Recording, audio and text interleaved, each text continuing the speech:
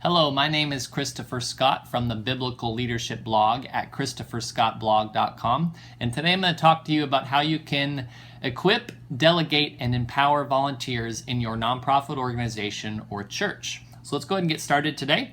I'm going to start by defining those three terms: equipping, delegating, and empowering. Okay, so equipping is ensuring that volunteers have what they need to succeed. Equipping is making sure that volunteers have what they need to succeed. Delegation is what volunteers must do regardless, it's what volunteers must do and how they must do it, right? So they're given a task and told how they must do the task. And then empowerment is telling volunteers what must get done, but it doesn't matter how they actually get the work done, right? So they can do the job and they need to get the job done, but it doesn't really matter how they go about getting the job done. So that's three basic definitions about equipping, delegating, and empowering volunteers. Let's go through each of those and talk about how you can equip, delegate, and empower the volunteers that serve in your nonprofit or your church. So as I talked about earlier, equipping is ensuring that volunteers have what they need to succeed. This is the basic training that you might give them. It's making sure they have a desk to work at.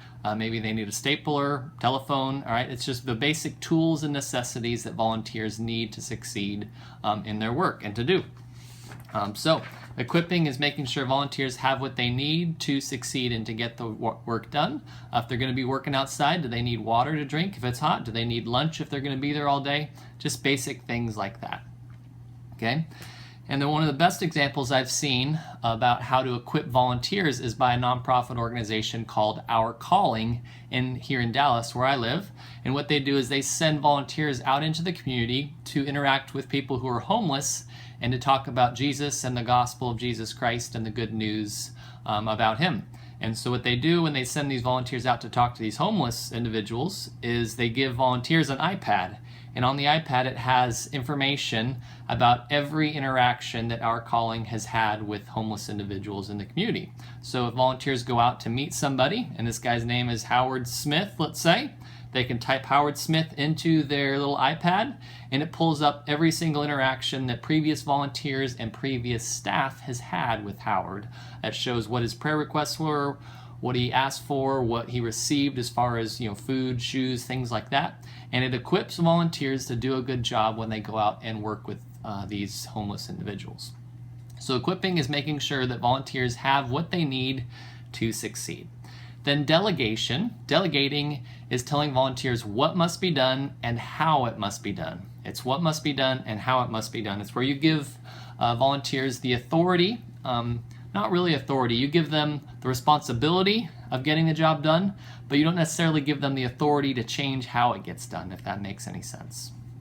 So a couple of guys wrote a book, Tom McKee and his brother or father, I believe, they're related somehow, I don't remember, but McKee is their last name. They wrote the book, The New Breed of Volunteers. When they talk about delegation, they say, it describes how when you're working with volunteers and you're delegating to them, you tell volunteers, quote, talk to me first and then determine the next move. Delegated volunteers must ask about the next move. They're not empowered to act on their own, right? So delegated volunteers have the responsibility to get the job done, but they don't necessarily have the authority to change how the work is done or to even set direction for how it's done, right? So that's equipping, that's delegation. Now we're going to talk about empowerment, okay? Empowerment is what must get done regardless of how, okay? So the volunteer has the responsibility to get the work done, but they also have the authority to get the work done in a manner that they want, right? So they can choose. Tom McKee in their book, The New Breed, they say, regarding empowerment, make the next move and then tell me about it. Excuse me. Empowered volunteers don't have to ask.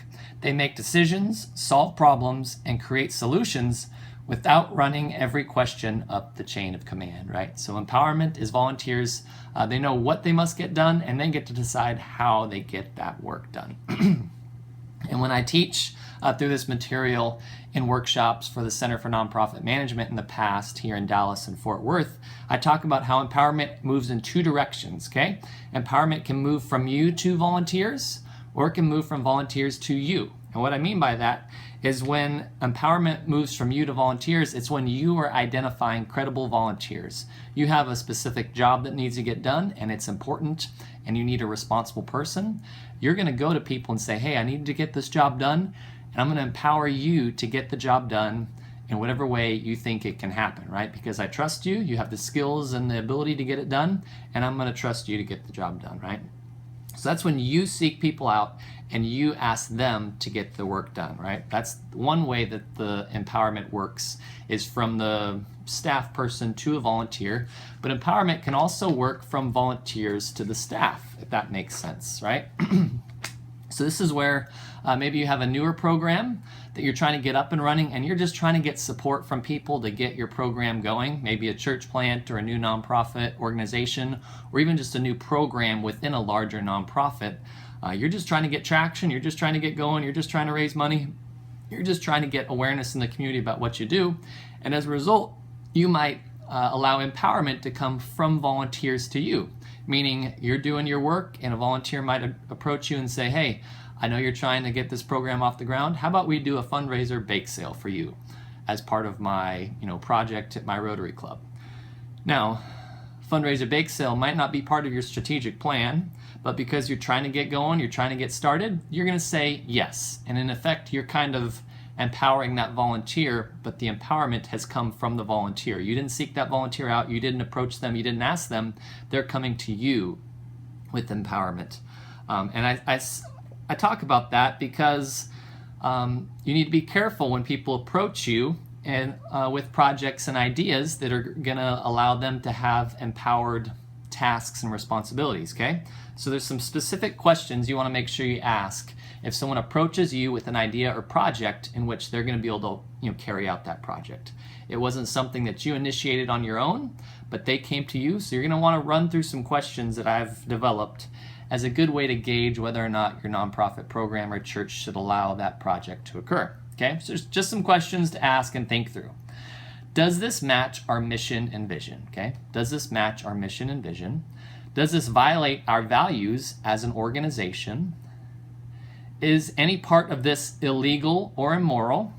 Okay, I remember one guy wanted to do an NCAA fundraiser tournament or an NCAA betting bracket as a fundraiser while we worked at United Way, which is completely illegal to do betting on sports unless it's through Las Vegas, right? It's pretty much the only way you can do it is through Las Vegas legally.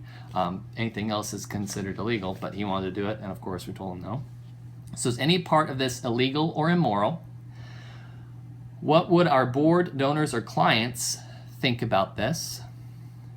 Will this help to complete the work I or my volunteers are responsible to complete? Is this worth the extra time required of me? If the volunteer begins this project but does not complete it, am I going to be the one to complete the work, right? If they start it and never finish it, am I going to be stuck doing the work? So just some questions to ask as volunteers come to you with ideas and projects that mean they're going to be empowered to carry out work that you don't really have a lot of say over, if that makes sense. And I want to talk about that. I wanted to make sure I mentioned how empowerment works from staff to volunteers and also from volunteers to you, because in my book called A Day of Hope, Leading Volunteers to Make a Difference in the Community, I talk about how you want to always say yes.